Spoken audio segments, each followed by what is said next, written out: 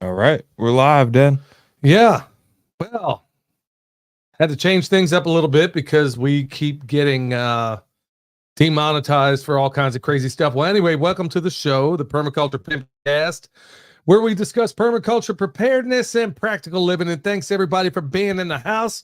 How you doing, son? Pretty good. How are you? This is good. This is episode 143. Man, it's really messing me up not having the music right now because I cue so much off of having the music. Anyway, as always, this episode brought to you by Hickory Ridge Soap from twooldcrowshomestead.com. Turn that simp into a pimp. Bam! Heaven's Harvest, y'all. 10% off with promo code PERMA. And good night, man. I'm trying to get some of those folks on the show right now, and I'm really looking forward to making that happen because they got a whole lot of insider information with what's going on with the food right now. I want to thank everybody in the chat right now. Big shout out to everybody out there checking us out. And don't forget to hit the like button, the thumbs up button. Yeah, be sure to do that because it's going to let everybody know at YouTube to go ahead and start shadow banning us immediately. Right. So yeah, make sure you do that because it helps. Well, I guess it helps us out. Anyway, 10% off with the promo code PERMA at Heaven's Harvest. And if you'd like to go check us out on the Fountain app, you can listen to all your podcasts over there. And you can, additionally to listening to them, you can also drop some SATs on some PIMPs. And SATs are basically a derivation of Bitcoin. And remember, PIMP stands for Permaculture is my passion. Once again, thanks everybody in the house tonight. So we're going to jump straight into the farm news. Look, this one I've been meaning to talk about for weeks. And I'm sure, hey, y'all holler if you hear me in the chat with this. I don't know if this is just something going on in Western North Carolina, but you cannot find kosher salt anywhere. Right. In fact, I had to go to one of the bakeries we work with, and I asked them, I said, hey, where on earth are you guys able to get some kosher salt? And they just started laughing like, dude, we don't know what's going on. We can't find it anywhere. And we've checked everywhere. In fact, they found one really obscure place. And then they hooked us up with a box of some of this kosher salt. I bet the Asian market has it. No, they got everything. Well, I didn't get a chance to look because it was like Grand Central Station in that place. I did look and I was like, okay, man, it's just so doggone. And then I don't know what they're thinking in this place. I know they're thinking they can get in more product, but you can barely get a cart down one way in those very narrow aisles. So everybody and the great grandmother was in there, but I don't know what's going on. I don't know why you cannot find kosher salt anywhere in Western North Carolina. I don't get it. I mean, I remember a couple of weeks back you sent me to the store to get some, and I couldn't find it then either. Yeah, and that was at like of the Ingalls. I think that was the one that makes the most money. So they have everything in stock usually. Your mom looked online, can't find any places online that sell it. Can't, Azure Standard, you name it, can't find kosher salt. Man. So I don't know what's going on. Fed Up said that they found some at Dollar Tree, but just very little. So maybe that was a way to, maybe that's a place to check out. It's always the places off the beaten path. You know, everybody thinks, you know, I can't remember who brought it up, but when they were talking about preparedness items, and if you were looking to find batteries, and for some reason, I can't remember what the event, they were talking about when a hurricane comes in, and everybody thinks they got to go to a convenience store, Walmart, the typical place. And they were like, good night, man. One of the best places you can go to get survival supplies, believe it or not, was Toys R Us when they were still around. I don't know if they're still around anymore. I don't think they are. I don't think they're around anymore. But it's some of those places like, you know, they're mentioning there. It's always in those off the wall places that you would never guess. And then they're fully stocked. So I don't know. I never thought about going to a dollar store for kosher salt. I would have never even thought they had it, but man, I'll definitely have to. Yeah, that's a weird way to start a podcast, but I'm just saying there's some weird stuff going on out there, y'all. I mean, like everything, if you go to a store and you buy something, check the doggone dates on that stuff. For some reason, I can't seem to figure that one out either. Everything is either expired or about to get expired. And it's not like we live in, you know, that's pretty common when you go to a grocery store in the hood, but we don't live anywhere near a hood anywhere in this part of North Carolina. If anything, some of those Nouveau Almondine thin crust, stick your pinky up bottled water types, those are the ones that live here. Yeah. And so it's not like you got the typical problems of the hood. So for some reason, I can't figure it out. And items on the shelf, just about everything is either expired or about to be expired. In fact, yeah. I went there and I had to go to the deli. I was getting some, like, I can't remember what it was, but I was getting something for your mom. And I looked on the bags as I'm checking out. I think it was like some lunch meat or something. And I'm like, well, first of all, stupid me. I mean, I am a butcher. I could make some lunch meat if I wanted, but, didn't have any of that.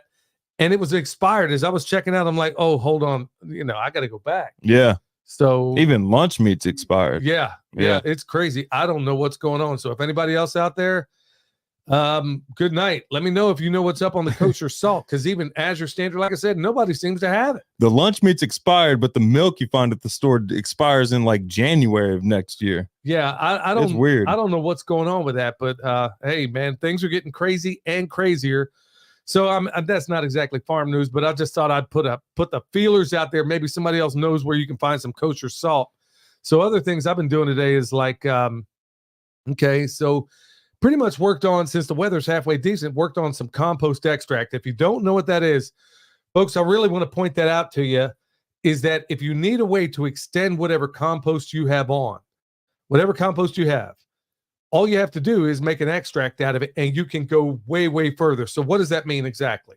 Let's say you made some really good compost, but you don't have a whole lot of it, and you want to make sure you get all those benefits. Well, what you can do is put it in a 400 micron bag, let's say a 5-gallon bucket full of water, dip it down in there, squeeze it, try to get all those microorganisms out of there, which is what you're doing. And it's just a couple handfuls of compost, right? Yeah, that you're adding to that bag. Yeah, I probably ought to do a video. In fact, I might think go you ahead. did. Well, I don't know if I've gone in any great detail, because even if it's marginal compost, what we figured out is that when you go through the oxygenation process, basically taking air and sticking it up through there, well, your bad organisms or the anaerobic organisms can't live in an oxygen-rich environment. So even if you had marginal compost, now I haven't heard this taught anywhere, it's just an idea that I came up with, and it seems to be working quite well. If you can take some of that stuff, look at it under a microscope, you find out that just by putting it in an oxygen-rich environment, at least for a couple hours, that, and it can't just be any kind of bubbler, but once you put it in that environment, you basically have only the good stuff behind. So you can take that, stick it in water buckets, stick it in cans, whatever the case may be, and you can make a very small bit of compost go a very long way. And that was exactly what I was doing today. So, I mean, we got compost piles going on and on and on and on. And the idea being is that you can stretch it even further, and you can even get the benefits of it even sooner when you put it in an aqueous form like that. So one of those things you might want to think about, putting around your trees and your gardens and all that good stuff. Well, that might getting in the winter. That's handy for people who can't make a whole lot of compost. Let's say you're like a single older woman or something like that, and like one compost took a lot of effort and a lot of time for you to make, or you don't have an access to a lot of carbon or nitrogen sources, and that one compost pile is really all you could make for the season. This is a way to compound it, to spread it, make it go even further. It could be if you had to buy it. Let's say you were able to find some really, really good compost. And folks, everything we've looked at under the microscope, all of it's junk. Anyway, Life Done Free, what's up? The Pimp Clan. Yeah, I want to give a shout out to Tag. Go check out his channel over there, y'all. And I know I'm missing a whole lot of people that are going on in the chat right now. Joint Air said, I just saw the video we did on that subject. Yeah, I want to go in a little bit more detail, because here's another thing you could do. Let's say you did find a good place to get compost, okay? But let's say you can't afford a whole lot of it. Well, this is one good way. I mean, and like I said, y'all, it's a crapshoot. This is why we're trying to encourage everybody out there to go make your stuff, because when you buy it from a lot of these folks, man, I had no idea how many charlatans there are in this world. Yeah. And when you look at that stuff, man, they got the good bag that makes you feel good that this stuff is really going to work out. And then when you look at it under the microscope, some of this stuff was just downright hydrophobic, meaning that it repelled water. Yeah. Most of it, or a lot of the like small batch local stuff, just seemed to be organic matter with a nematode inoculation added to it. Infusion. Yeah, that's all it was. And everything we looked at under the microscope, so it helps having these skills. But let's just say you made some yourself. You don't have the time. Everybody has busy lives these days. So let's say you got one good compost pile. That's really what the point I want to bring home, is that you don't need a whole lot of it. You think you got to spread out that compost. No, make an extract. And hopefully the video I'll come out with tomorrow, I'll go into greater detail about how to do that and how you could stretch even a 1 cubic yard pile. You would be shocked at how many acres you can cover with that if you just do it the right way. Chef Keith Snow in the house as well. Hey, I'm missing a lot of y'all. I can't even see this screen. It's so far away, but hey, thanks everybody for coming in. And like I said, once again, hit that thumbs up. Tells YouTube to go ahead and suppress us. If you hand me your iPad, I can get that squared away for you. What? I can get so you can see the live chat closer to you. Nope. No? We ain't switching in the middle of the show, man. I got this thing set up to where I need on other things. So anyway, working on the next compost pile. That's another thing. Right now, y'all, this is a great time of year to get hopping and popping on your compost. The reason why is that carbon is easy to find. Now I'm speaking in generalities here. The carbon that you need is easy to find in the form of, let's say, leaves and stuff like that. In the northern hemisphere. Yeah. And your nitrogen, if you're going to use grass clippings and stuff like that, you could still get that. So this is why it's an ideal time. Plus, it's not freezing.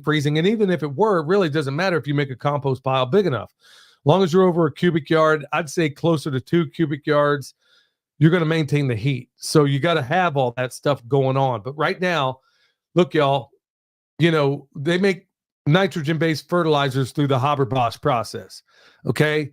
You got to have petroleum products in order to do that. I'm not dogging that process. I'm just saying it's a never-ending roller coaster. Just like my man Tag from Life Done Free also always says, if you want to get out from, he has a term for it. I wish I could remember the name of it right now, but basically, you want to eliminate any ability of anybody having sway over your life. And if you're on that nitrogen buying your inputs from any kind of store, farmhouse, supply store, whatever the case may be, well, you're on that roller coaster. And plus, at the end of the day, all you're really doing with those, what's he say here? Okay, yeah, I guess I missed it there. Yeah, I'm missing a lot of it. My eyes ain't that great. But the point being is that as many things that you can eliminate that you have to buy, if you can produce it on your place and we show you how to do it, like I said, it costs you $1 to go check it out on Patreon, where we went step by step on how to do it, an easy kind of way to do it. You can do that. But look, as long as you're on that roller coaster of having to buy nitrogen-based fertilizers or whatever fertilizers you need, well, you're always going to be stuck to that system. Just having the ability to read only enables you to be a higher functioning slave if you don't have a means to direct your brain to know what's useful and what isn't, what's true and what isn't. Well, it's the same exact thing when it comes for a lot of these processes here. If you learn how to compost, if you go into the nitty-gritty of composting, you don't need those fertilizers. If your plants have a symbiosis with the microorganisms in the ground, which is part of what we teach, and as long as you never spray chemicals on there, somebody doesn't spray them on you, you really don't need anything else other than nature. Put it this way, the more you learn about compost, the less work you're going to have to do on your grazing, on your gardening, on your larger crops, all of it. The more you know about composting, the more you know about how to increase your soil life, the easier everything is going to get. Stroke, that's what it is. The stroke they have on your life, and that's what composting, like one of the shorts I put out today is regarding butchery. It's little things like that. You don't have to know it all. You just need little bits and pieces, and that's what we're going to cover in the main topic today in greater detail. You don't need to know all of the story. Hopefully you get a group like Tag has out there where you got a group of mutual assistance, which I think is the best way to go about it, because when you live in a communal lifestyle and everybody's all shacked up on one person's, you're always going to have that thing where somebody's doing too much, somebody's not doing enough. But if you have mutual exchange with one another, then, it's, that's the basis that it works on, basically agorism. So, think about those things. Think about those ways that'll get you off of the plantation, so to speak. All right, so like I said, building the next compost pile. I'm going to be building them nonstop all through the winter for a whole variety of reasons that'll unfold in time. So, yeah, I got a different shirt on today. I'm usually wearing Eric Sider's shirt, and he just sent a couple of them in the mail for the baby. Yeah, they're cute. Yeah, me and the baby are going to match with some of our permaculture shirts now. She has some permaculture onesies. Yeah. They're cute. Yeah, so go check that out. Hey, oh, snap. Mr. Permaculture Orchard himself, Stefan Sokoviak, is in the house, y'all. Look, if you're not subscribed to his channel and you want to know anything, he's got a great course that I need to get into. I'm just got a lot of irons in the fire right now. Look, y'all, that is well, yeah. I mean, that is the man over there, y'all. He's inspired so many things I've done in my life and had the great pleasure and honor of going up to Canada. I know a lot of you have seen those videos. Well, anyway, he's in the live right now. And yeah, y'all need to go click on his channel and subscribe to him. He's awesome. If you don't know yet, you don't know what you're missing, because I'm telling you what, he is the man. And by the way, Stefan, I want to say thanks a million for those plums that I allegedly brought back from Canada that might allegedly be doing very, very well in all those places that I allegedly planted those. So, got a few plants we're not supposed to have. Yeah. So Canadian border security, you're slipping. Same thing. Yeah. Same thing with the U.S. border security.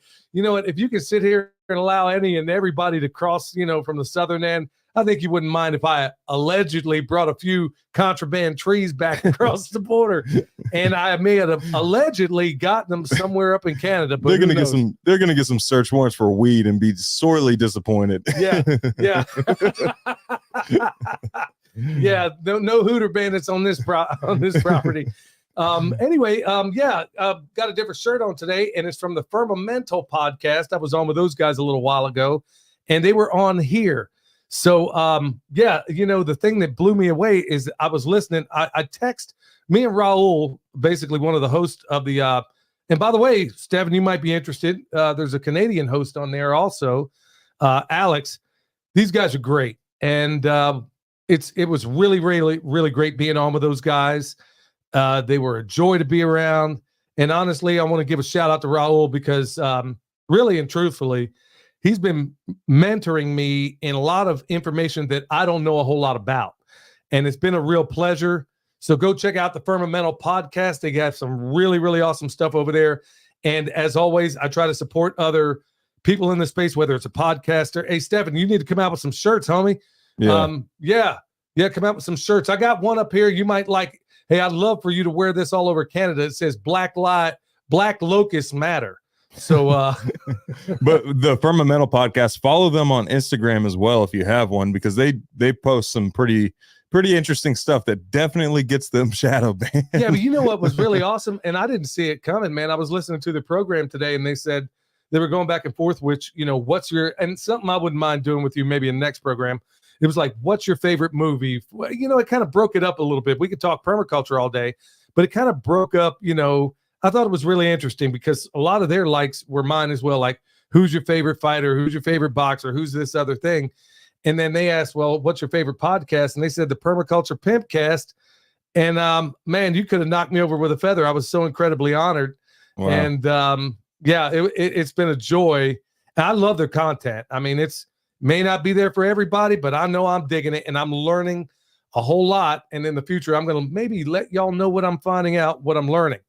All right, so before we get into Pastor Lon, y'all, well, I had somebody here I was supposed to let you know. Basically, not Kentucky, but Mountain Readiness, they're going to be having another festival in May. Hopefully, we'll remember to list that down below. I'm going to be there teaching and a number of others. And remember, I think it already is. I think it already is listed down below. Okay. Well, yeah, definitely go sign up for that. It is. And use the link we have on there because I get credit for it. It helps a little bit. But honestly, y'all, these festivals, and this is one of the great ones, man. I couldn't believe how many special operators and stuff like that. I'm not going to be doing any permaculture classes. In fact, last time I taught homestead knot tying. So it's a lot of the stuff I learned up in Canada, stuff I learned in Alaska, stuff I learned in Panama, stuff I learned all over this planet. And it basically adapted it to the farm life. And a lot of people really dug that class, which really shocked me. All right, y'all. With that said, we're going to go straight into homesteading pastor, my pastor. Oh, Pastor Long. Hold on, Dad. That's not a button. Okay. I thought you were about to press a button. I'm not pressing a button. Okay, cool. I got 3 verses of scripture I want to share with you tonight. They're in Titus chapter 2, verse 11 through 13.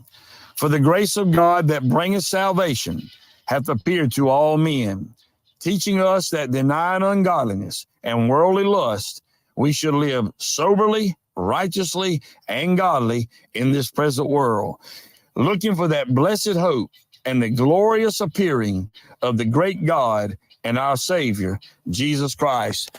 These scriptures are teaching us things to avoid in life. It's also teaching us how we're supposed to live and conduct ourselves in this life, live a righteous life. It also teaches us or instructs us to be looking for the appearing of our Lord and Savior, Jesus Christ. You see, we need to live what we believe. And if we believe this Bible, we need to live that way. Our behavior needs to be in line with our faith. We should be good examples to the people that are looking at us right now and the future generations to come. And we should do that by practicing forgiveness. Forgiveness is not because of our goodness, but because of the goodness of God. I want to leave you this question today. Are you ready to meet Jesus on Judgment Day? Yeah, Pastor Lon said to offer you his profound apologies for all those guineas in the background, but he said, hey, he knows how much you hate guineas. So yeah, he didn't want to say a whole. No, yeah. Once again, hey y'all, go check him out on YouTube, Pastor Lon, Pastor Homesteading Pastor. That's where you can find him out. Great stuff, and he's talking about being sober-minded. But we'll get into the bad news, good news, which used to be bad news, good news section. Now it's all good news. And on the heels of what Pastor Lon said, well, one of the latest stories is popping up right now. Cocaine, they basically, okay, yeah. What? Well, he's talking about being sober-minded. Let me tell you who ain't. And that's somebody that dropped that bag of cocaine in the White House. Apparently, the first photos reveal that the cocaine found in the White House, and it shows this little blurry image, but they can't seem to find out who dropped it. Now, they can nab all the people that showed up to peacefully protest on January 6th, right? But you can't find out who dropped a bag of cocaine in the White House, for crying out loud. And I'm supposed to believe this. You don't even need to get it on camera to know who did it. You already know who did it. Well, it could be all of the above. I mean, but yeah, I mean, at the end of the day, I'm sitting here thinking, okay, man, boy, you know, if you were a person thinking, now I got to be real careful about how I say this, you know, some person that might mean ill would be thinking, shoot, if they can't find out who dropped off a bag of Coke in the White House, we fill in the blank. Yeah. I'll just leave that one right there. Yep. All right. So yeah, it's not that gets clipped. We're getting shadow banned and demonetized enough already. So hey, remember, if you can't find us here on YouTube, go check us out on all the podcast platforms, because that's primarily where you see us. And not having the music tonight, man, that drives me crazy, because that Gap Band music in the beginning is balling. So we may have to figure out a plan B. All right. The other good news section, since we got rid of the bad news, dig this. Now, I know a lot of people are going to say, duh, but hang in there. Good cardiovascular habits can knock 6 years off your biological age. Now, this is the part that goes without saying. I mean, obviously, they're telling you work out, do the normal things, but I keep hearing this thing over and over and over again. Wait, Dad, hold on. Did you say that right? Yes. That knock it off your biological age. Okay. Yeah. So basically, if you're 52 like I am, yeah, so you can drop 6 years. Oh, okay. Yeah, I got you. Yeah. So I mean, yeah, I had to look at that one. I thought you meant like you lose 6 years off your life. Yeah, that's why I had to do a double. I had to do a double take on that article. But they go through the studies and they talk about basically at the end of the day, you know, sleep. That's what they get into. Something I never seem to get enough of. That's what a lot of people are talking about, these life hacks and stuff like that. And I'm going to talk. The next article actually has something to do with that as well. But yeah, that's what they're saying now. You know, before eggs were bad for you, now they're great.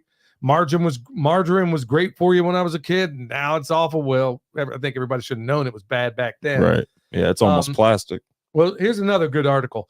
6 possible health benefits of deep breathing. Now, here's why I'm bringing this one up, y'all. Well, let me first tell you what the benefits are. First of all, lower your blood pressure, improve the quality of life with people with asthma and COPD. Number 3, help manage symptoms of depression and anxiety. Number 4, reduce tension to help with headaches. Number 5, irritable bowel syndrome. Okay. Yeah, I didn't know it was going to. Okay, hot flashes and all that kind of stuff. So they stop right there. So here's why I'm bringing this up. I've talked about these other life hacks, and things that you're not necessarily, remember, MD doesn't mean medical deity, even though a lot of MDs out there seem to think it does. You notice they're practicing medicine. Yeah. Yeah. And maybe you don't need that kind of medicine to begin with. Let me get into what look, I brought Callie, the English lady that was on with me about a week ago. And she told you how she cured some of the worst cancer in the world, not only in her son, but a number of other people using chronic, or as some people might say, weed. Well, yeah, weed or some stuff like that. CBD oil. CBD, yeah. So depending on where you are in that spectrum, she healed it. Okay, that was a natural means of doing it. And I got to be honest with y'all, I've been trying this deep breathing stuff for about a year and a half now, I guess. Probably 2 years, really. And I've been doing strictly the Wim Hof breathing.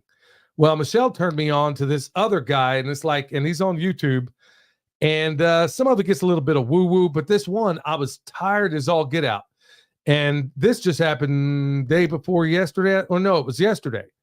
I'm out having to do some running around with Michelle. And basically, this guy says, try this breathing method for 5 minutes, and it'll be like you drank a cup of coffee. I'm like, okay, that's a pretty high claim. I did it, and it was true. I'm dead serious. I was like, I told your mom before we left the house, I'm like, man, I don't know what's going on. I can't keep my eyes awake. I didn't get a whole lot of sleep, but I'm usually able to manage it better. I did this guy's deep breathing method, and I'm telling you what, it was like I drank a cappuccino. Huh. And so I did it again later on when I got tired all over again. And so today I was waiting, seeing if I would get tired, but I did his method earlier in the day. He has a bunch of different breathing modalities for whatever you're dealing with. What's his name? Breathe with Sandy, I think is his YouTube channel. Okay. Like I said, some of it gets woo-woo, but just pick out the one you like. And folks, I'm here to tell you, I don't know this guy. Nobody's telling me to promote him or something. I've been doing the Wim Hof thing, and then I finally got to the point where I think I kind of plateaued with the method I was using. I didn't realize there were other methods of breathing, whether it's this thing called box breathing, and it does something for you. Or there's this other breathing that Sandy did. Like I said, it was 5 minutes. I did that thing, and I honestly, I can't even begin to tell you the energy I had. And I'm like, okay, I got to be missing the boat on some stuff here. Well, obviously I am on a great many things. So now I'm looking into things like frequency modalities and stuff like this. I know I'm going a little bit long on this, but I know everybody's looking for ways. Look, whether it's grounding, going out there in your bare feet, getting those. Look, I'm a journeyman electrician. I've been an IBEW journeyman electrician for 25 years. Okay. I know a little bit about electricity. And when I understand how grounding, how putting your feet and your hands in the dirt on the bare soil, what that does to you mentally, that's free. Okay. Breathing, that's free. Okay. A lot of these things, these healing modalities are absolutely positively free. And the powers that shouldn't be don't want you or me or anybody else to know about them. And I'm going to keep seeking these people that have these wonderful ways of healing you, or maybe getting to the point where you don't actually become sick in the first place. So there's so many great things out there, y'all. Like I said, I don't know this Sandy guy, but all I do know that every breathing routine that I did from this guy has worked absolutely wonderful. So yeah, if anybody knows this Sandy, tell him Billy gives his regards. And I gotta say, I'm absolutely floored with how I felt. He's got another one where if you want to go to sleep, you try it. And he's got another one, and I'm like, really? It really works this way? That's interesting. I'll have to try it out. I'll have to check it out. Yeah, I've been like a total. Your mom kept telling me about this guy, and then and like always with most of us, I'm like absolutely wiped out. I'm sitting in this truck, and I'm sitting here thinking, good night, man. I'm okay. I know part of the reason I was tired is I haven't been talking about healing modalities. It's in that 'tis the season kind of mode, and I'm up here packing on stuff because she won't quit cooking. And she made a whole apple pie. Yeah. And I tried to eat about half of it. So I'm sitting here eating a bunch of stuff. I'm like, okay, you got to put the brakes on this stuff. I've been eating this stuff and, starting to pay the piper. So I'm going to have to get myself back into shape. But the point being is that all these healing modalities are absolutely free. And everybody thinks you got to go, because that's the problem. Because if it's free, everybody thinks it's not worth anything. Right. Or that it doesn't work, or it's just some woo-woo crap or something like that. So give it a shot, y'all. I don't care what your ailment is. Put your feet on the bare dirt. Okay, that's number one. And get yourself a breathing routine. And I do this also, like the Wim Hof thing I was doing while I do my Bible study. So, find your way of doing it. Let me know how it works out for you. But I know for me, this is absolutely positively the way it's going. All right, y'all. So with that said, we'll get into the main topic when we come back. Next up is my man, Eric Sider. Hey, Eric Sider here with your Pimpcast tip of the day. Today's tip, a sustainable diet. Bill Mollison said if you live in a city and don't have a garden or return your wastes to the farm where you get your food, it should be compulsory for you to eat free-range meat. A diet that doesn't return its wastes to the system requires massive energy inputs to maintain fertility. Traditionally, farmers only sold what could walk or fly off the farm, as exporting plants is exporting fertility. Most vegetation is inedible to humans, but animals do an amazing job converting that into meat and manure. Now, a vegetarian diet can be very efficient, providing they are based on easily cooked or processed crop grown in home gardens. That wastes, especially body wastes, are returned to the soil where we live and do not exploit others or incur large transportation costs. Omnivorous diets make the best use of complex natural systems and are more resilient to extremes of climate and disasters. There can be no moral absolutes that aren't universally applicable. There is only a small portion of the planet that can exist on plant-based diets without modern technology or massive energy inputs. So we should all be in agreement about eliminating industrial agriculture. And grain is almost always a product of industrial agriculture. A sustainable diet is not about what you eat. It is about how you grow it. You can find me on YouTube and Instagram at Eric Sider. And if you're in need of permaculture t-shirts or remote permaculture consultation and design, head over to ericsider.com. That's my dog right there, y'all. Eric Sider. He's wearing the shirt William has on right now. He has some of the biggest conversation starter t-shirts you're ever going to find. So go check him out over there. You'll be glad you did. Send that clip to your fellow vegan. Yeah. I mean, hey, engage in whatever eating lifestyle that works for you. But yeah, I mean, it's the proof is kind of hard to argue with when you get down to brass tacks. Yeah. Hey, I want to read this one comment real quick. Sandy Phillips is a straight up gangster. She said, I decided to go with the loud boom boom instead of just the pew pew. It didn't hurt the bear, but he knows that it's in his best interest to move on. She's dealing with bear issues on her property. She's out there blasting. Well, I'm afraid I don't make a bear repellent yet. I've been trying to get my hands on some bears, right? But we'll hold the comments until we get to the Q&A part. All right, y'all. Remember, EMP Shield, $50 off with promo code PERMA. So, like I said, I'm a journeyman electrician, long time, but your number one threat is not necessarily an EMP. Well, notwithstanding the times we're in right now, but the number one threat to your home is always going to be lightning, okay? And if it gets past that EMP Shield down the way, they're going to cover you for 25 G's. So be sure to go over there, check out EMP Shield. And remember, promo code PERMA, PERMA, will get you $50 off. And remember, if you don't know what you're doing around the electricity, hire somebody like me. Well, it won't be me, but what I'm saying, an electrician, a qualified electrician, go out and do it. It's not that difficult, but honestly, I don't want to see anybody out there get Kentucky fried because you tried to put this thing on yourself and maybe you didn't have the expertise to make it happen. All right, so with that, we're going to jump right into the main topic. And man, it's funny because every time I hear something from Eric, every single time I'm wanting to change the topic of the show and make it over what he just talked about. Yeah. And I mean, as always, he knocks it out of the park, man. I mean, he's one of the sharpest guys you're ever going to know. So check him out there. Keeper of the old ways in the house. And hey, sorry if I'm missing some of y'all. It's just I'm able to look down and see what time it is every once in a while. All right, so I wanted to hit on it. We get so many questions about what do you do about this? What do you do about that? And in every single case, son, if somebody says, well, I got this problem, what's the first thing you're probably going to respond with? It depends. It depends. Every single time.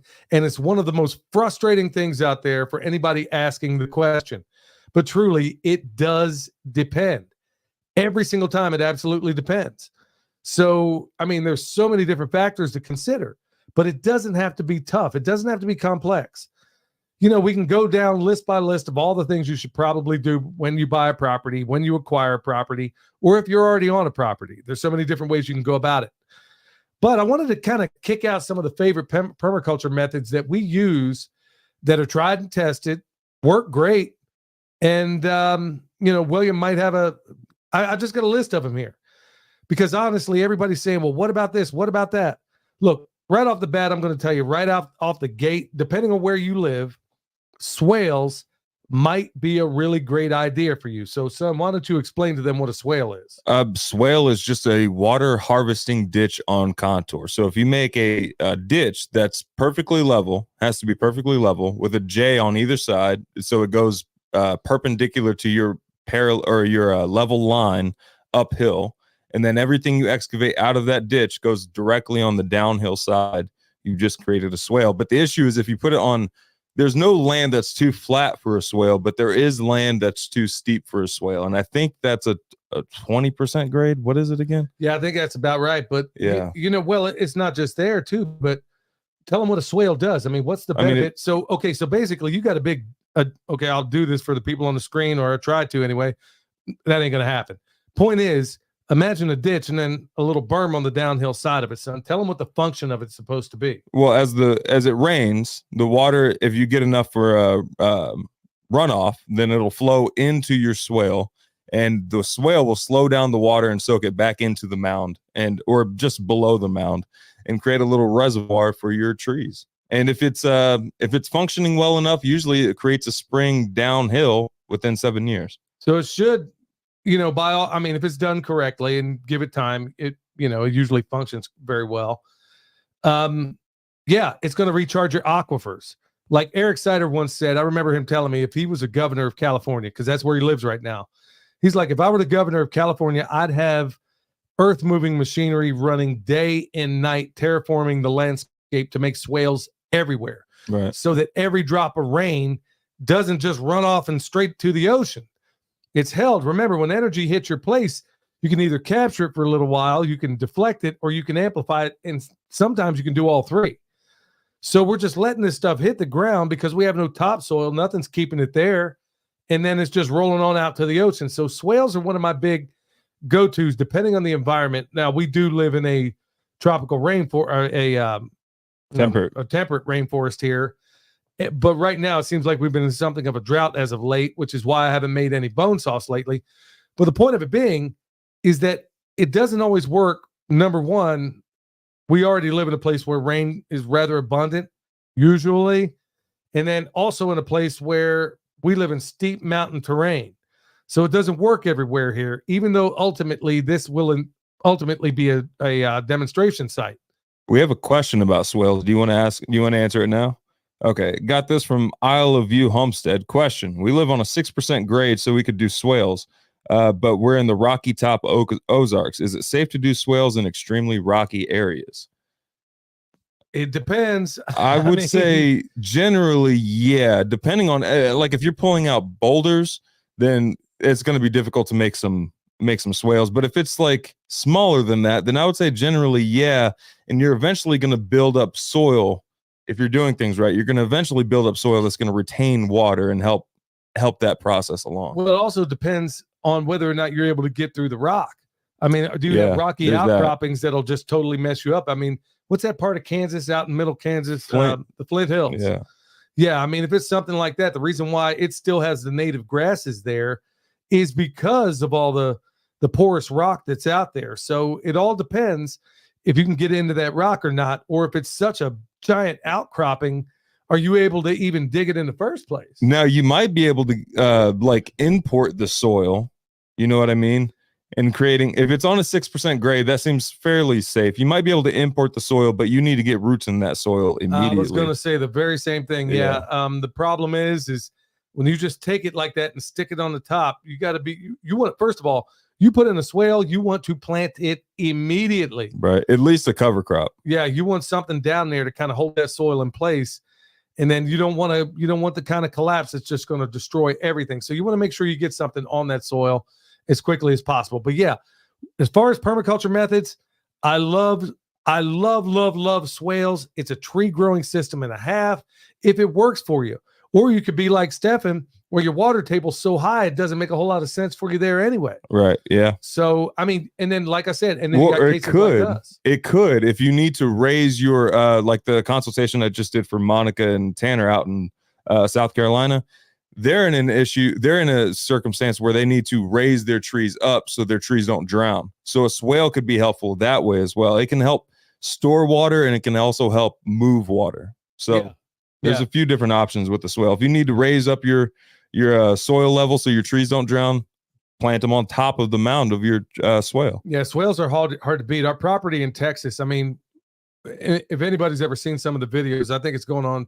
Permaculture works. Proof Permaculture works is the video. Yeah, I think we basically started a food forest there, left it alone, just basically got it off and running, walked away, didn't see it for 3 years, came back, and it's absolutely blowing up. Now, we're going on year 5 now. 4? Yeah. You sure about that? Yep. Yeah. I guess we're going on year 4 out there. And so we're going to have some news about that place and what's going on out there here before long. But the point is, while everybody was in drought, and that place obviously is in drought like everybody else, that swales that we installed out there have banked so much water that the trees on that property were essentially unaffected through all those years. Yeah.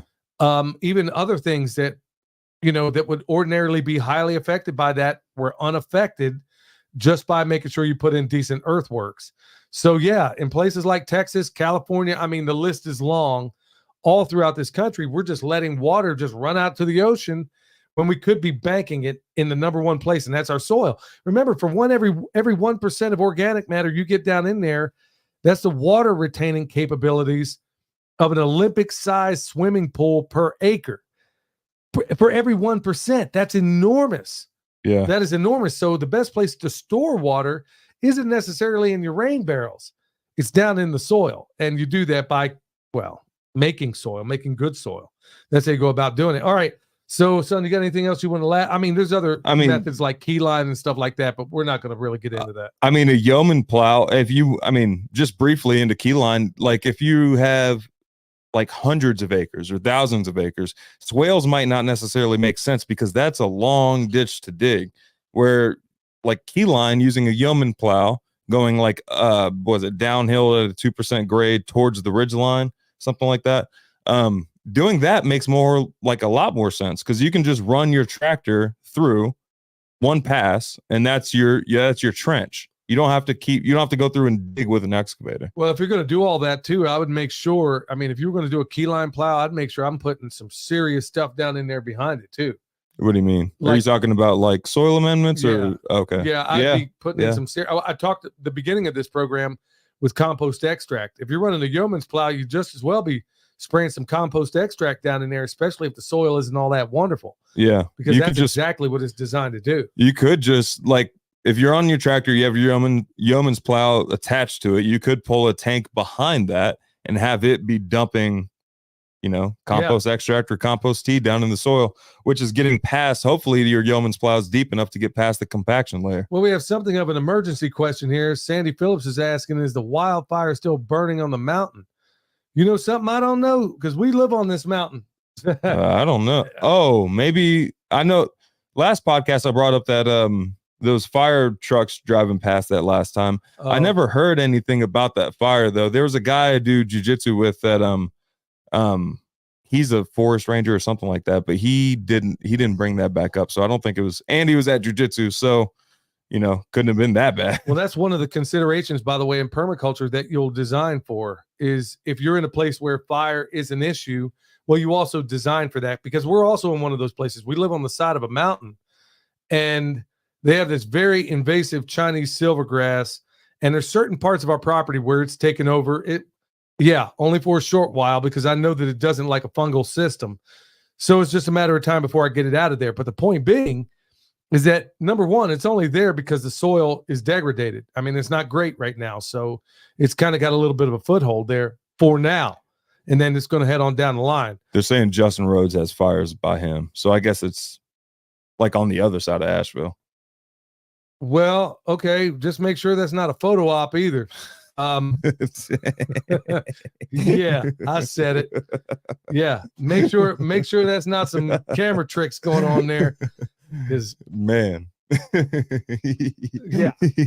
He hired it. Never mind. I can't go there. Yeah. I Anyway, can't make that joke. So let's talk about another method, permaculture method. And like y'all, I mean, y'all, this is a very short list.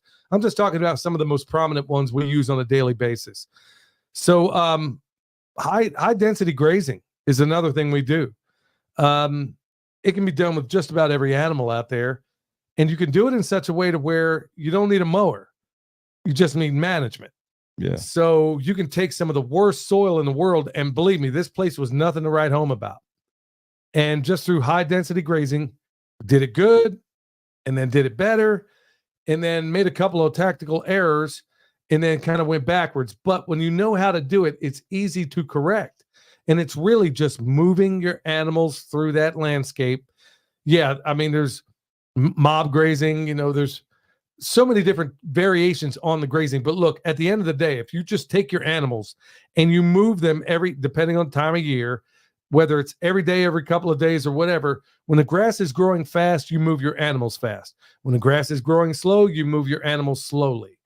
That's a general pretty good rule of thumb if you just remember it that way. Every 1 to 3 days. Generally. Yeah. I mean, these are very general statements about grazing. Yeah, you could be because it depends. Right. Yeah, it depends. But I don't like to leave an animal in a place more than 3 days because they're going to wind up back grazing, So let's say they ate a piece of grass. This is kind of important. So they eat a piece of grass, and obviously it's going to need to recover. What you don't want is for them to go back, because that growth cycle in the grass starts kicking after about 3 days. So now it's on its new growth cycle, and then the animal goes back and takes a second bite before that grass is ready to harvest again. So that's the problem you have when you do that sort of thing. So that's why generally we don't leave anything in one spot for more than 3 days, because they are going to go back for that second bite, and that's how you mess up landscapes. That's why the people that take a bunch of cows and put them out in there, and then like it's what Greg Judy calls the Columbus method. Then they go find them in the fall. They put them out in the spring, find them in the fall. Yeah. And that's what he calls the Columbus method. I'm basically messing it up, but I think you get the point there. All right. So here's another little method out there that we're big fans of: chicken tractor on steroids. Okay? Yeah. Done. I mean, there are so many different chicken raising modalities out there. Chicken tractor on steroids we're probably the world's experts. I'm not saying this to brag. I'm saying it to point out the fact that we're probably the world's experts on the chicken tractor on steroid system, because to my knowledge, nobody's done it more or tested that system more than we have. And so far, the only chickens that don't work in that system, I haven't even tried them, would be the Cornish crosses, because they just don't have the physicality to be able to jump up and get the compost and the whole 9 yards. We've raised enough Cornish crosses to just know that they're not going to work in the system, because like week 8, they can't move really. No, they don't do very well. You got to have a bird that behaves like a bird, but that's why I love that system, is that we've done those red broilers. We've done every bird short of a Cornish cross we've done, and they have done fantastic in that system. Now, I will say that you're going to need if it's just a regular layer, you're probably going to need about 32 birds, dual purpose birds. And I'm talking on a cubic yard or sometimes 2 to 3 cubic yards of compost. If you're doing something in the neighborhood of, let's say, dual purpose birds, 21 to 28. And then when you're going to straight meat birds, honestly, you can get away with about 15 to 20 birds. Now, I've adjusted my numbers over the time because honestly, the bigger birds move more material. So the ideal bird in the system like that is a very, very different thing. I need a bird that can move, compost, and go hunt for its food. Has to be a good forager. If they're not a good forager, they're not going to work in the system. But I'd love to try those Bressies, but I have yet to see a bird that didn't work in that system. Now, the benefit of it is, obviously, as we've talked before, you're producing when it's off and running, producing 1 to 3 cubic yards of compost a week, getting all the eggs you want for free.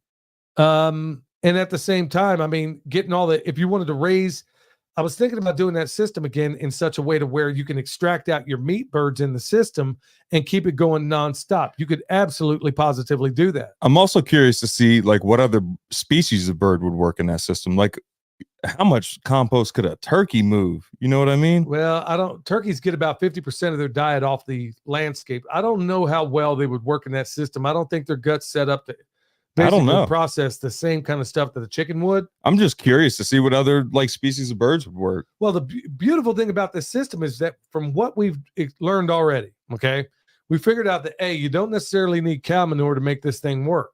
You can do it entirely on chicken manure, but we got a very precise set of steps that you want to know how to do before you get off and running on that sort of thing. But the point of it being is that that's another one of those golden permaculture methods, and that really can make all the difference in the world, especially at this time where things are costing a fortune. You're paying more for it. They put less in the bag and you got less money to spend. Yeah. So everybody and the great grandmother, that's why as of late, I've done these videos about where to go to get your animal feed for free, where to get your carbon for free. All these things we've been working on for years. And I'm glad, okay, let me say this carefully. I'm not glad that anybody's suffering out there.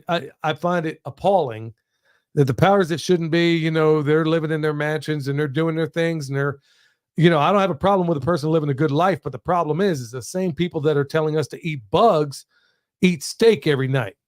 So if you want to eat bugs, knock yourself out. Homie, don't play that. Yeah. I ain't eating no bugs. Not on purpose. Yeah. Not on purpose. No, I'm not going to sprinkle any on top of my salad if you dig.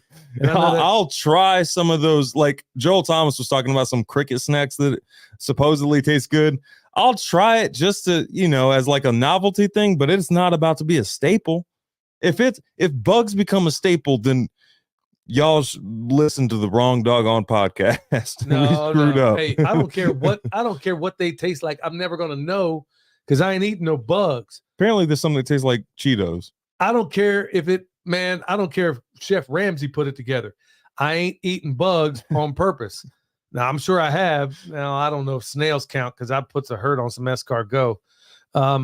Yeah, but they count. Yeah, I guess they're kind of bugs. Now, what's an ant, Dad? A lobster. Yeah. A lobster is kind of a sea bug. Yeah, it's like a big bug. All right, another little method, instant garden. Yeah, that's one of those ones for a lot of you folks that are thinking about, oh, shoot, how do I get involved in this space? Where do I even start? That's one of the biggest things I give to people right out of the gates. Try Jeff Lawton's Instant Garden. Jeff, Geoff, Lawton, Lawton. His Instant Garden is a really awesome method for those who are just trying to figure out, never did a garden before, even if you have. Here's one of the cool things I like about an Instant Garden is that the subsequent years we've done this, instead of going back there pulling the weeds or whatever, you just put it on top. Just cover it all up with the next Instant Garden, and you're building soil at an unbelievable pace just by doing that. I think that's the most valuable tool in permaculture. I know there isn't supposed to be like a most valuable tool, but I haven't really found a place where a variation of instant garden / sheet mulching doesn't work or it doesn't benefit the area. We had like there are some complaints that sheet mulching and stuff like that increases the fire ants, but your fire ants are typically working in a place where your worms don't do as well. So they're your tillers in the ground, basically. Or maybe the fire ants, and it may have been Stefan actually that came up with this. Maybe those fire ants are doing that exchange for you that ordinarily worms would do. Maybe, because, yeah. I mean, maybe they are actually taking that material, putting it underground. I mean, you just find a way. Look, you ain't ever going to get rid of the fire ants in, let's say, Texas and some of the places in the South. So maybe you find a symbiotic way to work with them. I mean, unless you got an ant eater on hand, I mean, you're just going to have to deal with them. They might taste good. I don't know. Well, I'll never know. But the point being is that I wonder. So earthworms, everything they come into contact is beneficial afterwards, basically. I wonder how many other macro arthropods there are in the soil that do the same thing. Like, I wonder if ants do the same thing. I wonder if they're the same benefit to the soil that earthworms might be. Well, if we put 1/1000th of the effort into figuring out what's up with our soil life as we do in the murdering people throughout the planet, yeah, I think we'd have an answer to a lot of these questions. I think, yeah, like Jeff Lawton said, the whole world's problems can be solved in a garden. And that's exactly the reason why they don't want you to know about it. But yeah, Instant Garden is one you want to take away. That is a really good one too. And then it's funny that he was just in here. I don't know if Stefan's still in the podcast, but I was going to say Food Forest. Big fan of Food Forest, Orchards. like I said, once again, had the great pleasure of being there. That's one of those methods. The one thing I love so much about food forests and orchards and things of that nature is that for all of us that come from the preparedness tradition, what a lot of people tend to forget is their resupply.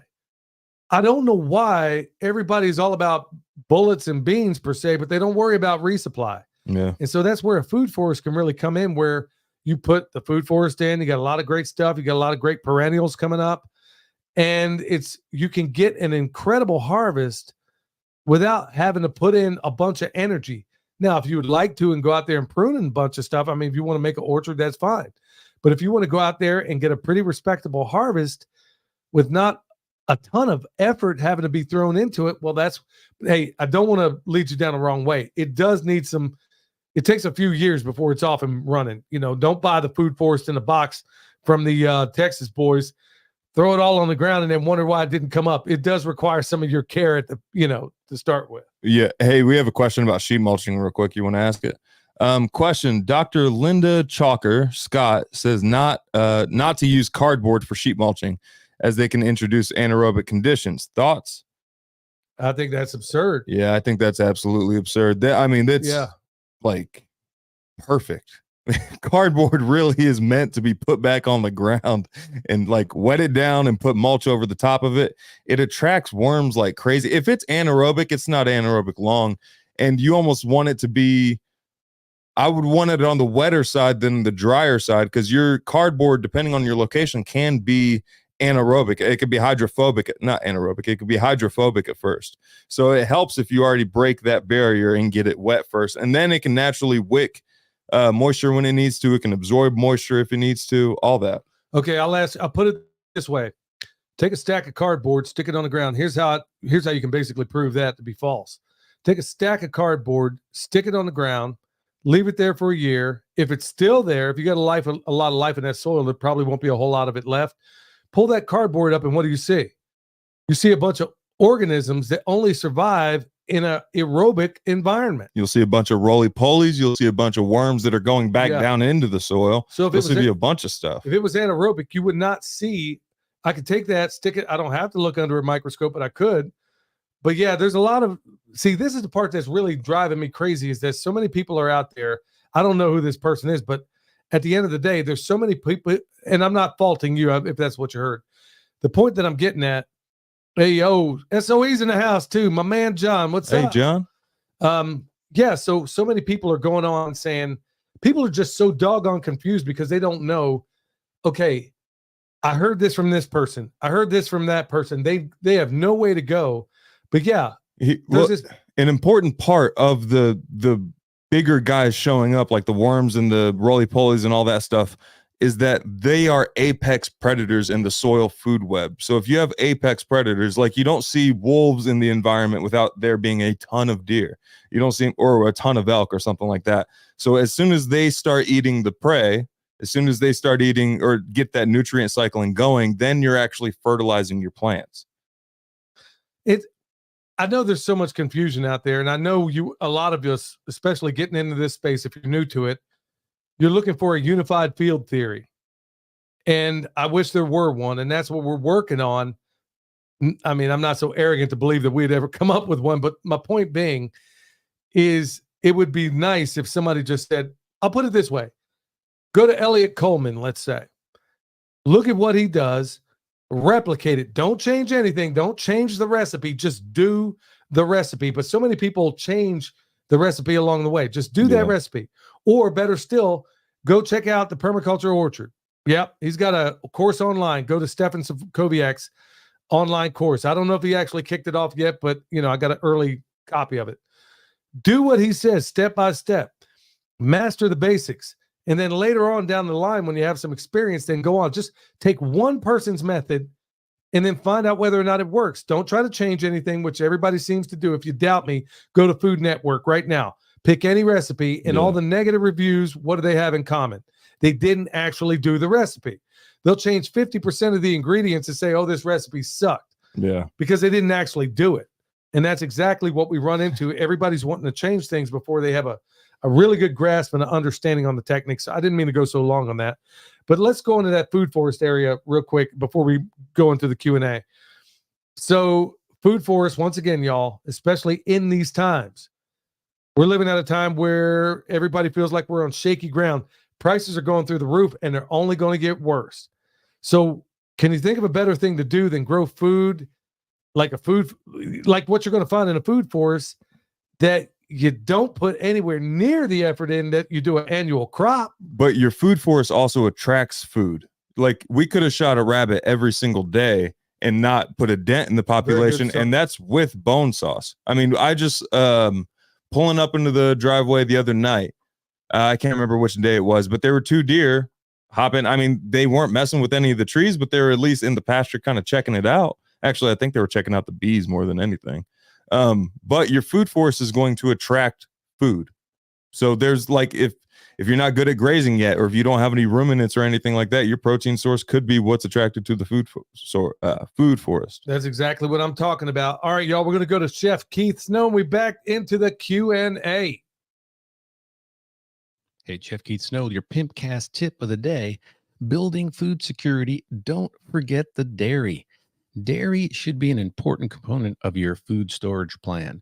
I keep several types of storable dairy. Here are just a few: powdered whole milk, powdered sour cream, powdered buttermilk, and powdered cheese. I also store both evaporated canned milk and aseptic boxes of whole milk. These are good for a few years easily, and then I just use them up and replace them. Don't be fooled into thinking storable foods need to last for 25 years. Just rotate through these foods and be sure to use your pantry each week for at least a few meals to feed the gang. It can save a ton of cash. Last week, I used some dairy to make some pasta dishes. This week, maybe I'll make rice and beans. Next week, canned chili. You get the point. Remember, don't get caught with your pantry down. Become a student at foodstoragefeast.com and save 30 bones with the coupon code PERMA. Take care. That's my man, Chef Keith Snow. Man, that's almost a tongue twister every time I say Snow. Yeah, say that 10 times in a row. He doesn't even say it. Yeah. Yeah, even he slows down on the beginning of it. And it's his name. How about that? Yeah, we'll get to some of the Q&As in here. But hey, this segment of the show brought to you by TexasBoys.com, y'all. Go check them out. They got the food forest in the box. I know a lot of people are asking, where do I go to get trees this time of year? Well, if you can smuggle them in from Canada or anywhere else, knock yourself out. Yeah. Or there are other ways of going about it. And right now, it's like most of them are dried up. So Texas Boys, go over there, use the promo code PERMA, save yourself about 5%.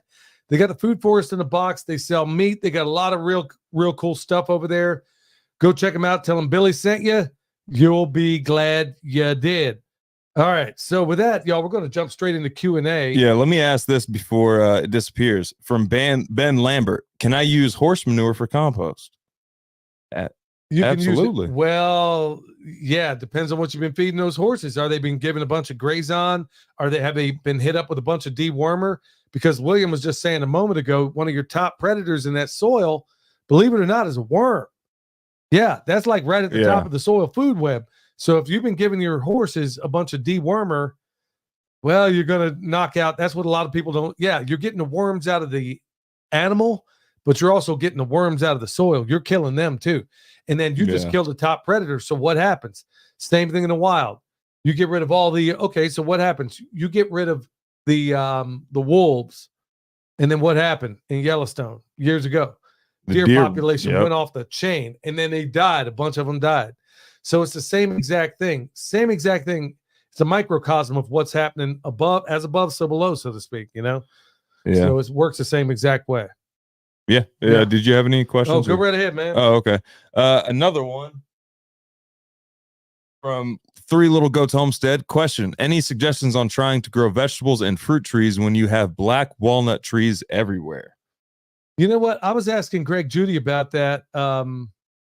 Yeah, it's crazy because Greg Judy, when I was at his farm in Missouri, Clark, Missouri, as I recall, I was hitting him up and he was talking. I was like, man, wait, hang on. Why do you have all this growth around black walnuts? He said, well, nobody ever told them about it. Yeah. And then he had a good point there. I was like, huh. And all the black walnuts we've ever been around, I mean, there's always dead stuff all the way around it. And now that we know what we know from, these soil classes, like soil is very, very, very site specific. Like within inches, it's very site specific. Like an inch closer to the root could be completely different than an inch further away from the root, because the root is putting out exudates. So you might, if you get the soil right, the black walnut might not, like the allelopathic, whatever it's leaching into the soil, might not have an issue, because your microbes might be able to balance that out. That's what Greg was talking about. John says over at SOE, yeah, they put in 30 more trees today, man. Glad to hear that. Wow. He said at least Kerry Brown put them in. Yeah. Hey, man, every time I hear somebody planting trees, anything that's going to be perennial, man, remember how good those figs were at his place, man? Oh, yeah. They were massive and they tasted good. Figs are one of my favorites. Folks, and like I said, I know there's so many people say, I don't like figs. Well, you haven't tried a fresh fig. If you haven't had a fresh fig, if you haven't had them fresh, you don't know what it's like. And if you bought that junk in the store, that's not a real fig. So, yeah, when it comes to this allelopathic nature, I'm wondering, like William's saying, if the soil's right, then maybe you have less concern about that, because I will say that Greg Judy's organic matter in that pasture was off the chart. Yeah, you said it was like walking on a mattress, right? Yeah, it was. Pastures. Yeah, some of those places. Yeah, he's had to replace fence because he's built soil so much. That's something else. A freaking statement. Yeah, something we can all learn from. Yeah, got one from Mr. Daryl Colson. Actually, Dad, do you want me to read this? It's about what happened 150 years ago regarding the Bible. All right. 150 years ago, John Darby, Plymouth Brethren, inserted the theology of a rapture prior to the tribulation/time of Jacob's trouble. Along with the help of C.I. Schofield and D.L. Moody, I would say they took away the admonition. Admonition. That is a hard word to say. And urgency to be prepared for the tribulation to come. Yeah, that's exactly what happened. And I know I'm not gonna win any fans for this, but look, 150 years ago, I didn't say it because I wanted people to do the work, a couple of podcasts ago, to figure out exactly what I was talking about. Even the Bible says, study to show thyself approved unto God. That also can apply in other ways. So when it comes to that doctrine, which, people will break fellowship over, I'm not one of them. I'm just saying it didn't exist before Darby and the Plymouth Brethren and all these other people. I seldom talk about it because I'm trying not to lose people on this, but look at what it's done. That doctrine is basically taken so many people and said, well, I'm not going to do anything about it. Jesus is coming back soon. Well, what happened to occupy till he come? You know what? They thought he was coming back in the first century too. And here we are 2,000 years later. It's not even that they don't want to prepare for what may or may not happen. It's turned them into it's turned them into most men into complete cucks, where they're just going to sit by and watch and just let whatever happen to them, because they think they're going to get raptured the last second. Well, and they're not going to have to actually take any action. Well, it basically made a lazy population. And some of the worst are Christians. I'll be honest with you. Like I said, I know I'm not going to win any fans for this, but since when do I care about that? That doctrine alone has made more. Everybody's saying, well, I'm just going to go ahead and, I know that's not the mindset of everybody, and that's not everybody that's on there. But if I had a nickel for all the people that I know that say, well, I'm not going to do anything, Jesus is coming back. Yeah, well, what about the Armenian Christians? What about those? There's a whole lot of people down in the world right now in China. Where's their rapture? You think it's a Western construct. I don't want to go too deep down that rabbit hole, but that's why I just said it happened 150 years ago. Do your research on it. And my man, you hit it out of the park. Yeah. Got one from Big. Do you have any, Dad? Yeah. Oh, okay. Yeah. Jay says, good morning, Billy. Hope all is well. Just finished watching the video about the Texas boys tree cuttings. Thank you so much for the new contact. I'm going to be starting a berry patch, blackberries, blueberries, etc., and was about to begin to order plants. So it was very timely. So he ordered perfect. That pack. Yeah. So I'm glad. There's a whole lot of people out there that are not at all getting trees. Maybe they can't afford them. And let's be honest here, man, there's some gouging going on. Yeah. Because I know when you planted that tree, I know the process in tree planting, and I know what the cost is, and I know what they're doing right now. They're taking a 1 year plant, putting it in a 10-gallon pot, Yeah. and you're charging a fortune with it, and that's cold-blooded. Talking about the nurseries and stuff like that. The potted plants, you really get ripped off on potted plants because all it is a bare root that they put in a pot, and you're basically paying for the fertilizer that they've added to it. Well, you don't know that that's what they did. You can go buy a bare root if you can. You can see the little green balls that they have in there, in the pots. I mean, got one from Big Daddy Don. Thank you so much for an informative pimp cast. I will say this: that wars are nothing more than blood sacrifices to the wicked one. All the powers that should not be are using us as sacrifices to appease the ruler of darkness. Even though I served 9 years in the U.S. Air Force, it will be a cold day in hell before I let any of my grandchildren be drafted. Don, I love that dude, man. I got to meet him and his family at the Kentucky gathering. By the way, Don, check out that shirt I'm wearing. You might no, I mean, he's wicked smart, and his grandkids, man, they were just a joy. Man, he's so talented. And the little girl had everybody in tears when she was singing. But the point being, I'm right there with you, Don. I'm not playing along. I'm not just like Callie, that English lady. Bear said the same thing on this podcast about the rapture. Oh, wow. I didn't know that. Oh, well. John, I mean, I had no idea Bear said anything about that. I didn't know he talked about it. But yeah, that's exactly what it did. It created a bunch of lazy, hey, I don't need to do anything. I'm getting out of here. Yeah. It's like staying at a dead end job, you know? Man, I better not go. So I'll go back to the previous thing regarding what Don said. I'm right there with you. I ain't going over there. Look, I guess maybe I'll just leave it right there because I know they're probably going to demonetize this one like they did the last 5 videos. Yeah. Got one from B-Lin Mad for DX, I guess. Don't know what is going on with the YouTube. Could not see the live stream comments, sadly. So if you're listening to this after we've already recorded it and already done the live stream, and you're watching it on mobile, then there should be a section right next to the, there should be a button right next to the share, the like, all that stuff that says live stream. Now you can either have it all show up all at once, or you can have it played live as you're watching it. So if you just look for it, there's a comment section and then there's a live stream chat section. So click on the live stream chat section and you should be good to go. Big B's asking, can you outline the basics of a black locust tree, please? A friend of mine has a bunch of root shoots and was wondering if it might be salvageable. Yeah, so the virtues of a black locust, well, I love them so much. Number one, if you're coming up on that time of year where you're going to put some stuff in the fireplace. I don't know of anything that burns hotter than black locust. Man, that stuff will burn like nobody's business. Yeah, it could actually cause issues in your wood burning stove, apparently. Like it can get too hot if you just load it up with black locust. Yeah, so you got to be careful. And when we go to bed at night and I'm loading this thing up, black locust is what I'm putting in there to get us through the night. That way I know I got coals in the morning. I can fire it up real easy. And black locust, nothing burns hotter, but you got to be, like William said, we'll adjust the damper to make sure it's right. Other virtues, it can be used as a fence post. It's also a nitrogen fixer, meaning that it takes that atmospheric nitrogen and puts it down into the soil for the benefit of your other things around it. Okay. Those are just some of the quick virtues. Anyway, some of our animals eat it. The sheep would like to eat it from time to time. And there's just so many awesome virtues about it. Another cool thing is, like a lot of other nitrogen fixers, we coppice it, okay, or we pollard it, and then it comes right back. So in the past, we used to think that when we coppiced anything, that basically when you chop it off, that it basically self-prunes its roots. We now know or suspect that that's not the case anymore. Instead of that, the tree shoots down a bunch of exudates into the roots to the benefit of everything else around it. And the microorganisms go gangbusters. And next thing you know, you got good growth of everything else around it. So it's a great symbiosis. Sounds like God knew what he was doing. Yeah. Got one from Sue Ann Kritzer. Question, is there a leaf you should not use for composting? Certain oak trees, man, I can't think of them right now because I'm on the spot.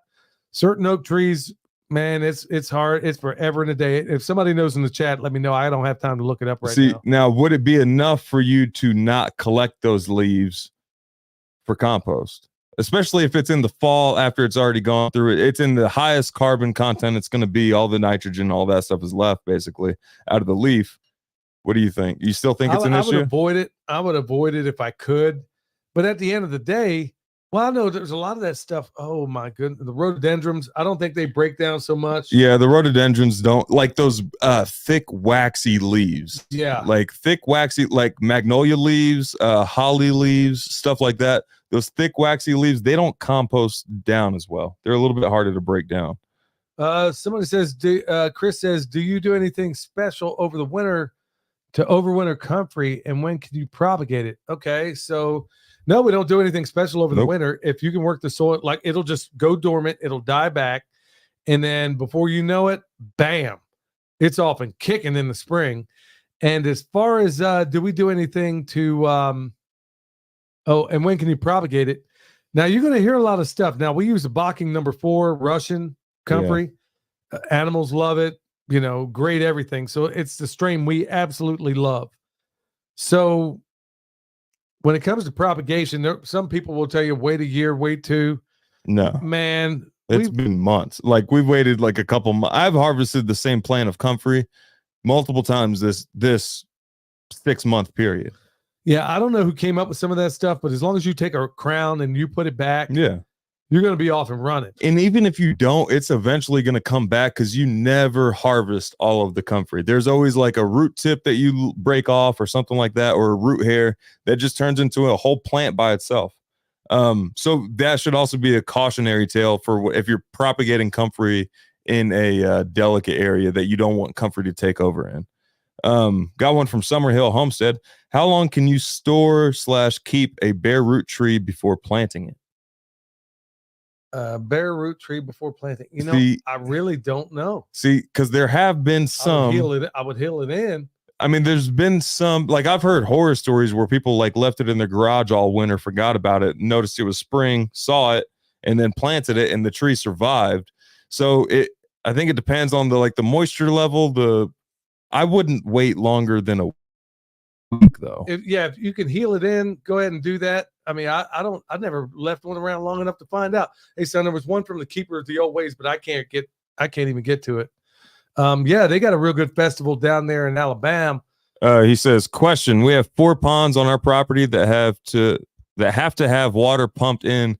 So we knock down the 2 that will not hold water. All would like to turn them into pasture. Any suggestions? So you knock down, that really depends. We have 4 ponds on a property. There's a whole lot of variables there. I wish we could help you, but that's really something you got to see.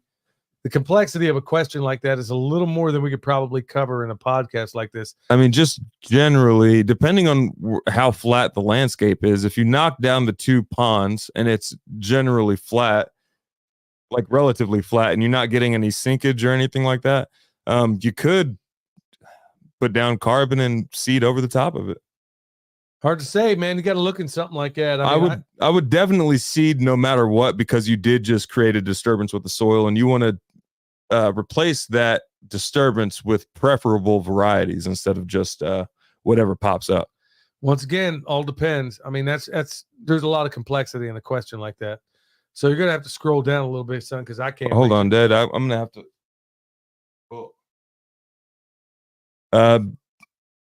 Yeah, Dad. I'm trying to look at this at 2 different angles. I gotta. Oh no, that was the one we just read. Rachel Brown saying, "Don't forget to slap that like button like it owes you money." Bam! That's what I'm talking about, Rachel. Yeah. So there's a lot of good stuff going on. Palmetto Paratrooper said, I had a dozen bare root trees sitting for 2 weeks before I planted them. They all did fine. Yeah, I've heard stories like that. I just never, I can't even answer that because I never let them sit around. I mean, when they get here, if they're not getting planted immediately, like I said, you can heal them in. You can do that until you're able to do it. But honestly, I just don't understand the notion of just letting them sit. I mean, yeah, you may be tied up with work or whatever. Yeah, you might get busy, and that's understandable. But and usually they set it, depending on which nursery you buy it from, they send it with this weird gel packed around the roots that holds moisture for quite a while, or moistened sawdust or fine wood chips or something like that. Well, I ordered trees out of the Pacific Northwest before, and they were apple trees. And I mean, I've had them come every kind of way, man. It's sawdust and newspaper, you name it. I got one from Buck. I live in the Kansas Flint Hills where Osage orange, aka hedge trees, are plentiful. They are the highest BTU and hardest wood in the USA. Yeah, I think you're. I was gonna. Didn't we try to cut some down in Texas at one point? That stuff is nasty, man. And that stuff is. I didn't know if it was Osage orange, Bodark. That's what some people call it, also. But man, that stuff will tear. I don't know how anybody deals with that stuff. Dealt with it before, but yeah, I've heard that stuff is the hottest stuff out there. I knew it was touch and go whether it was black locust or Bodark. I didn't know. I think it's, yeah. I didn't know which one was higher, but hey, either one of them, pretty doggone good. Got one from JS Badger. Best first steps for relatively raw land when starting out. Best places to research info. The Permaculture Design Manual, I would say, is the best. That's going to give you like an order of events that you should follow. Like generally that you should follow, although it's going to tell you to focus on water first. Access structures. I would focus on, and I'm sure Dad would agree, focus on access first, because having the water doesn't do you much good if you can't get to it. And depending on what water it is, you might have to develop access to even get to the water point. Yeah. Yeah, I have no quarrel with that. Ben Baker says the local hardy fruit tree places says to soak them in a pail of water for an hour and then plant them right away. Just Have Fun says any tips on blueberry plants? Already used tons of wood chips. Yeah, try to make it as fungal as possible. Right. Everybody talks about acid and stuff like that with the blueberries. Yeah, I get that. I understand it, but I'm putting very acidic loving things next to things that don't necessarily love acid. So it's telling me that once you get that soil life right, it kind of determines. There was a guy in the Pacific Northwest also that really woke me up to that. And his name is, oh shoot, I can't think of his name right now, but he's up in Oregon, well, Washington State, I believe. Anyway, essentially his work is kind of overlaying with Dr. Ingham's, where it's basically, it's not trying to provide these acidic things in the soil. It's putting the life in there, and the plant gets to decide. Yeah, because the plant will tell the microbes exactly what it wants. Right, and the microbes are willing to go get it because they're being fed the exudate from the plant. Yep. Somebody's asking about a book list on the community tab. I was just about to read that one. I haven't done that. I mean, I really ought to. Yeah, I really need to get that done. So many people hit me up, but the list is so doggone long that I can never really pin it down. Look, at the end of the day, I'll tell you a really good book to start with, and I tell everybody to start with this book. And I love it, not just because of the information there, but it really sums up everything to me in permaculture, and that's One Straw Revolution by Masanobu Fukuoka. That book is so inspiring to me because, number one, it was originally written in Japanese, but the prose, the beauty of language, and the information conveyed in it even comes across as translation. So to me, that book has always spoken to me, and it basically sums up and encapsulates what permaculture to me is all about. And it's not a hard read. It's a short read, and it demonstrates the genius of that great man. And that's, if you're going to start with any book, that's definitely at the top of the list for me. I absolutely love it. All right, y'all. I guess that's going to do it for us tonight. Thanks so much for everybody in the chat. Thanks everybody that's going to be listening out there. Hey, remember, until next time, y'all, stay alert. Stay alive. Just a carbon copy, she's spitting at me. Yeah, I'm talking soft. All they want to build is a prison world full of pet kamikaze. Got me out of body like I'm Goku SS3. They want to push me to the center like a cell. They want to swing up, but the center of the next is me.